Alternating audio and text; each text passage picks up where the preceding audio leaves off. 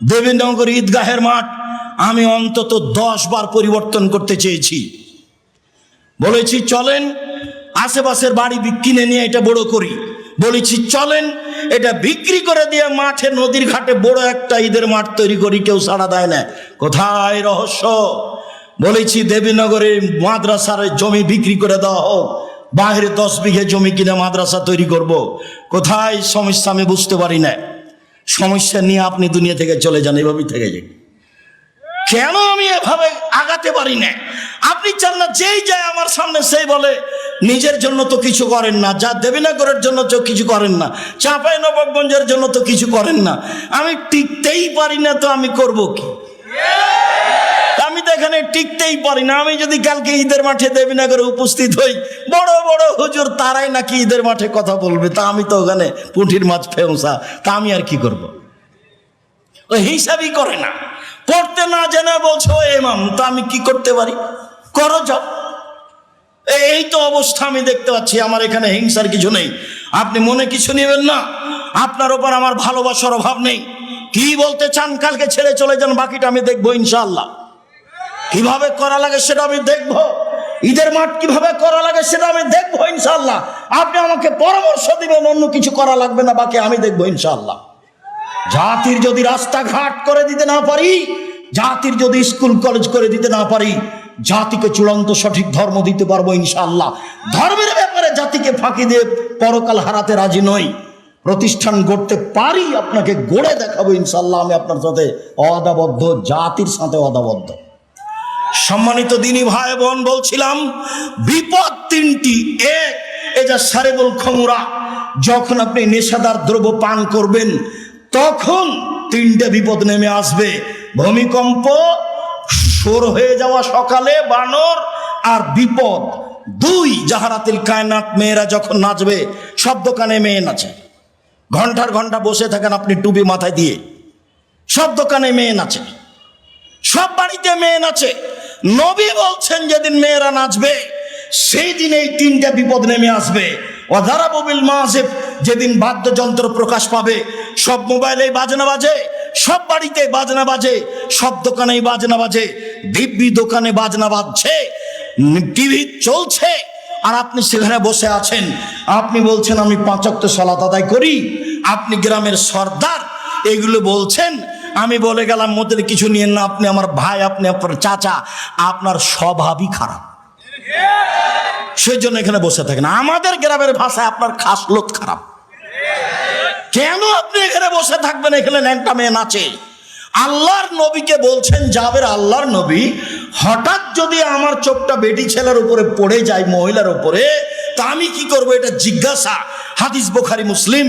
তখন আল্লাহর রাসূল তাকে বলছে, তিনি বলছেন ফা আমারানি, আল্লাহর নবী আমাকে বললেন আন আসরিফা বাসারি, আমার চোখটা আমি ফিরিয়ে নিব, আমার চোখটা আমি ফিরিয়ে নিব। তা আপনি টিভিতে কারণবশত যদি খবর শোনেন, তো এভাবে থাকতে হবে, এভাবে থাকতে হবে। আপনি ওই রং মাখানো পতিতালয়ের মেয়েটার মুখখানের উপরে তাকিয়ে আছেন একবারে এক খেয়ালে, তখন আপনি তাহাজ্জুদ পড়েন। এটা হলো আল হায়া মিনাল ঈমান ওয়াল ঈমান ফিল জান্নাহ। লজ্জাই হচ্ছে ঈমান, ঈমানই হচ্ছে জান্নাত। আল হায়া মিনাল ঈমান, ঈমানই হচ্ছে জান্নাত, ঈমানই হচ্ছে জান্নাত, ঈমানই হচ্ছে লজ্জা, লজ্জাই হচ্ছে জান্নাত। আল্লাহ রাসূল বলছেন, সব নবী বলতেন এজালাম তাস্তাহি ফাসনামা শেতা। সব নবী বলতেন, মুসা আলাইহিস সালাম বলেছেন, ঈসা আলাইহিস সালাম বলেছেন, ইব্রাহিম আলাইহিস সালাম বলেছেন, আমাদের নবী বলেছেন, যখন তুমি লজ্জা করবে না তখন তুমি সব কিছুই করতে পারো, যখন তুমি লজ্জা করবে না তখন তুমি সব কিছুই করতে পারো। লজ্জা আছে আপনার? জিনা, লজ্জা নেই। বেটি ছেলেটা বলছে আমাদের গ্রামের, ওইটা আমার চাচাতো ভাই, ওটা আমার খালাতো ভাই। তো এখন বিবাহের বৈঠকে যেদিন কি খাওয়াচ্ছে থুবড়া, তখন বলছে যে অমুক ভাই, আমরা ওর মুখখান ধরে আছে বলে আমরা সারা গ্রামের লোক তার কাছে টাকা পাবো। যুবতী বেটি ছেলেটা, লোকটা, ছেলেটা, যুবকটা মহিলাটার মুখে ক্ষীর তুলে দিল। বউয়ের মুখে ক্ষীর তুলে দিতে হয়, এটা আল্লাহ নবী বলছেন, হাদিস বুখারী মুসলিম। এই পাড়ার সবারই কি বেটি ছেলেটা বউ ধর্ম পাগল হয়ে গেছে? মুরব্বী মানুষরা, আপনারা শরম পান না কেন? এই নীতির এই থুবড়া শব্দটাতে পেশাব করে দেন। থুবড়া আর এই দেশে কোনোদিন চলবে না। থোবড়া কি জিনিস? এত নোংরা জিনিসের নাম থোবড়া এই শরীয়তে আসতে পারে কি করে? বাইনা কি জিনিস? বরদটা কি জিনিস? আমাটা কি জিনিস? খিরকাচি কি জিনিস? এই সব কিছুর মুখের উপরে পেশাব করে দিতে হবে, আর কোনোদিন আসবে না এগুলো বাড়িতে। মেয়ের পক্ষ থেকে যজন লোক গেছে, ছেলের পক্ষ থেকে তো ডবল আসবে। ধর্ম পাগল হয়ে গেছে। আমের সময় আম দিতে হবে, আটা দিতে হবে, খাসি দিতে হবে। বোকা ছেলে, তুমি দিয়ে আসো তোমার শ্বশুরকে। তোমাকে তোমার শ্বশুর দিবে কেন? তুমি তো লালন পালন করে একটা মেয়ে পেয়েছো, আবার তো মেয়ের বাপকে দিতে হবে কেন এত কিছু? শুনুন, মহান আল্লাহ বলেন, ইদফা বিল্লাতি হে আহসান। মুহাম্মদ সাল্লাল্লাহু আলাইহি সাল্লাম মানুষের সাথে কথা বলার সময় মানুষে যা বলে আপনি তার চেয়ে সুন্দর বলুন। প্রতিপক্ষ যা বলছে আপনার কথা প্রতি উত্তর যেন তার চেয়ে ভালো হয়। আল্লাহ তাআলা বলেন, ওয়াজাদিলহুম বিল্লাতি হে আহসান। মুহাম্মদ সাল্লাল্লাহু আলাইহি সাল্লাম বাদ বিতণ্ডে, তর্ক বিতর্কে কেউ যদি জড়িয়ে পড়তে চায়, তাহলে ও যা বলছে আপনি তার চেয়ে সুন্দর উত্তম বলবেন। আল্লাহ তাআলা আমাদের নবীকে আদেশ করছেন এইভাবে।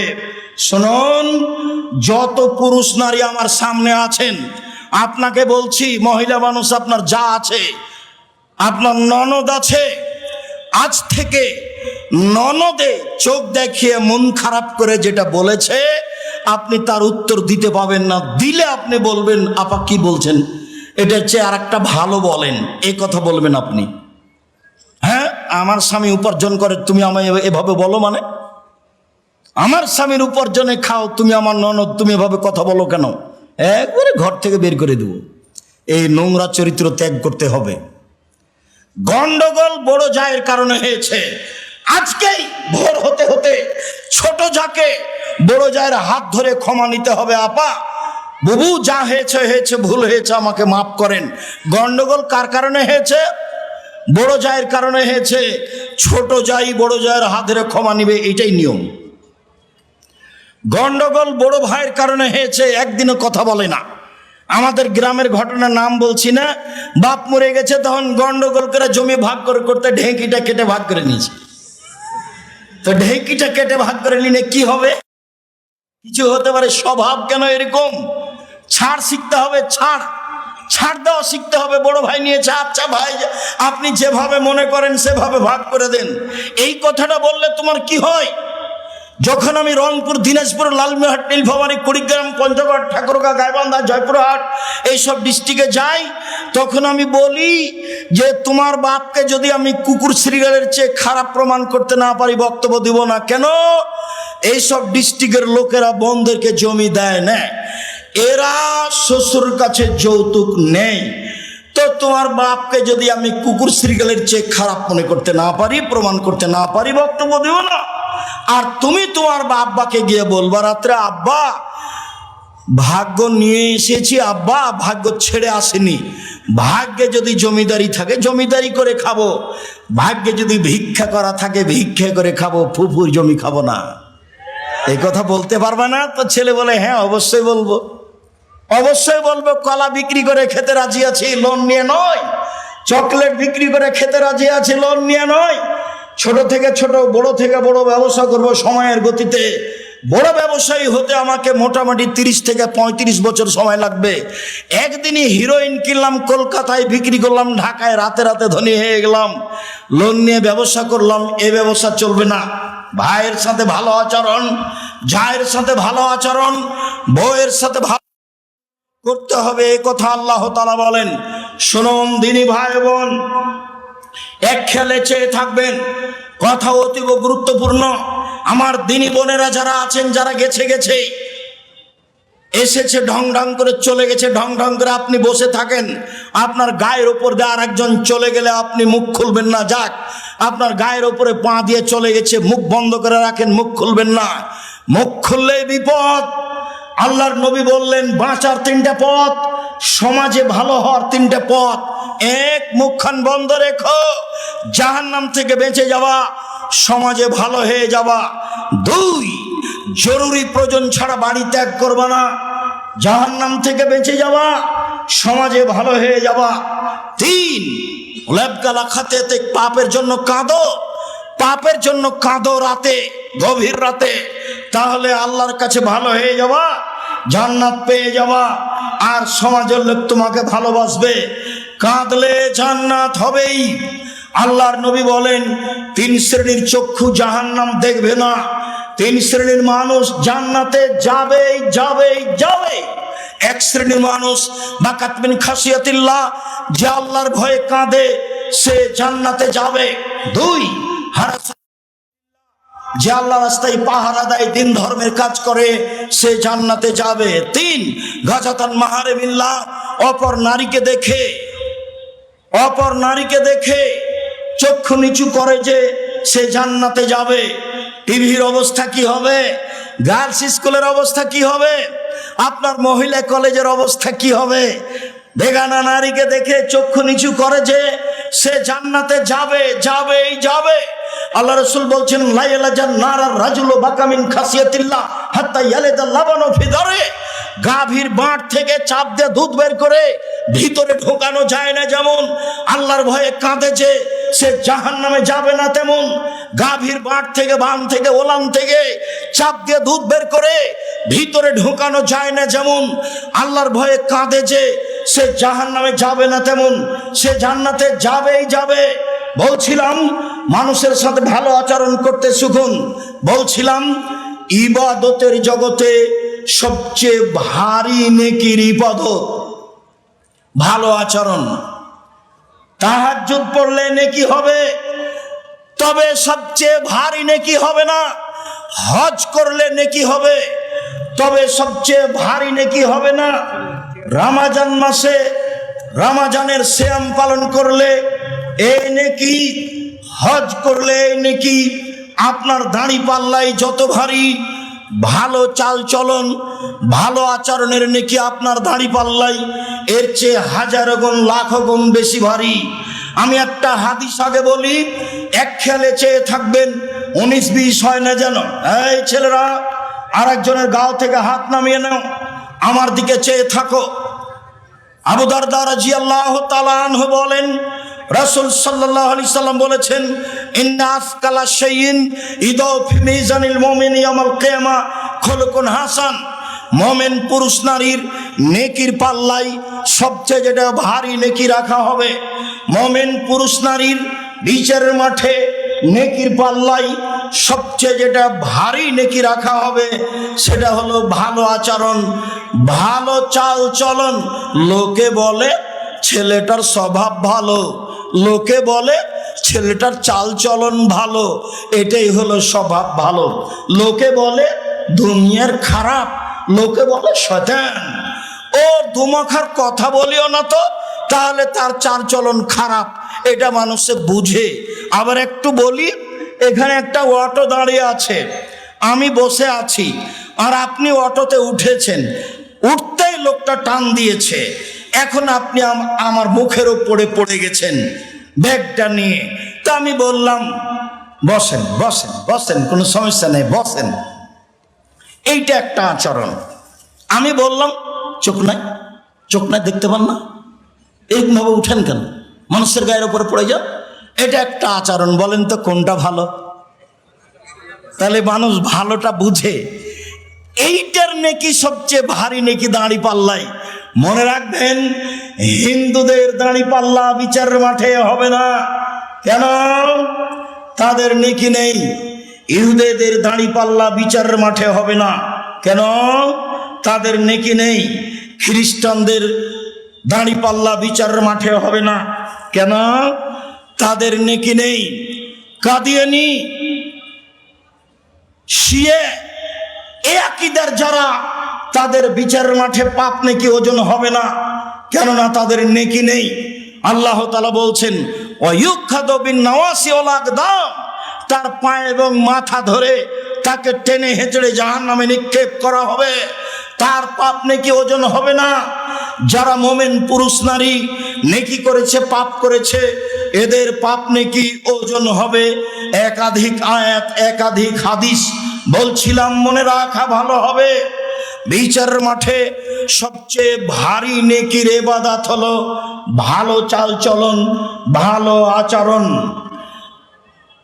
ভালো চালচলন দিয়ে জান্নাতুল ফেরদাউস পাওয়া যায়। এমন কোন ইবাদত নেই যা দিয়ে সরাসরি জান্নাতুল ফেরদাউস পাওয়া যাবে। হজ করে হয় না, সিয়াম পালন রোজা থেকে হয় না, সালাত আদায় করে হয় না, দান খায়রাত করে হয় না। ভালো আচরণ দিয়ে জান্নাতুল ফেরদাউস পাওয়া যায়। এক খেলে চেয়ে থাকুন। আল্লাহর নবী বলেন, আনা জাইমুন বে বাইতিন ফিল জান্নাহ লেমান তারাকাল কিসবা ওয়াইন কানা মাযে। কেউ যদি মজাক করেও মিথ্যা না বলে, আমি মুহাম্মদ সাল্লাল্লাহু আলাইহি সাল্লাম তাকে জান্নাতে একটি ঘর নিয়ে দিব। কেউ যদি মজাক করে হলেও মিথ্যা না বলে, আমি তাকে জান্নাতে একটি ঘর নিয়ে দিব। তিনি বলেন, হবে বাইতিন লেমান তারাকাল মেরা ওয়াইন কানা মুহিক্কান। কেউ যদি তর্ক ছেড়ে দেয় সত্য হলেও। না আব্দুর রাজ্জাক সাহেব এটা বলেছেন, আরে না এটা বলেছেন, আরে না এটা বলেছেন, আসসালামু আলাইকুম গেলাম, আপনার সাথে আমি তর্ক করতে রাজি নই। সত্য হলেও যে তর্ক ছেড়ে দেয়, আমি মুহাম্মদ সাল্লাল্লাহু আলাইহি সাল্লাম তার জন্য জান্নাতে একটি ঘর নিয়ে দিব। এবার তিনি বলছেন, ওয়ালাল জান্নাত লিমান হাসানা খলকাহু। যে তার চাল চলন ভালো করলো, আমি মুহাম্মদ সাল্লাল্লাহু আলাইহি সাল্লাম তাকে জান্নাতুল ফেরদাউস নিয়ে দিব। চাল চলন ভালো বলে কাকে? সকাল হতে হতে বড় ভাইয়ের হাত ধরে ক্ষমা নিতে হবে, দুইজনে একসাথেই চলতে হবে ভাইয়ে ভাইয়ে। গলিতে বাবলা কাঠের কাঁটা দিয়ে রাস্তা ঘিরে দিয়েছে, দিয়ে বলছে তুই কোন দিকে যাবি যা, তুই কোন দিকে যাবি যা। ওর বউ বলছে যেতে দিবা না, যেতে দিবে না, ভালো করে বাঁধো, ভালো করে বাঁধো। বদ মায়া লোকটা বলছে ভালো করে বাঁধো, ভালো করে বাঁধো।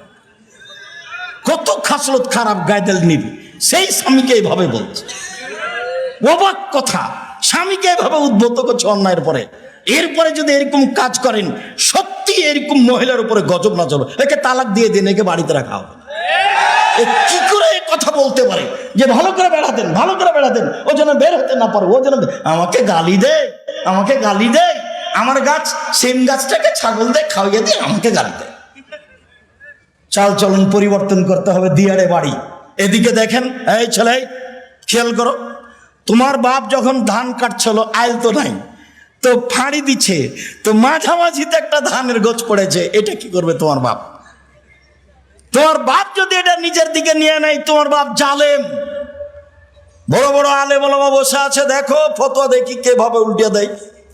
তোমার বাপের উচিত মধ্যের থোপটা কোন দিকে দিবে? প্রতিবেশীর দিকে দিবে। তোমার বাপ, তোমার অভ্যাস, যখন ওই আল নাই সেই জমিতে হাল চাষ করেছ, তখনই এক ভাঙর শেষ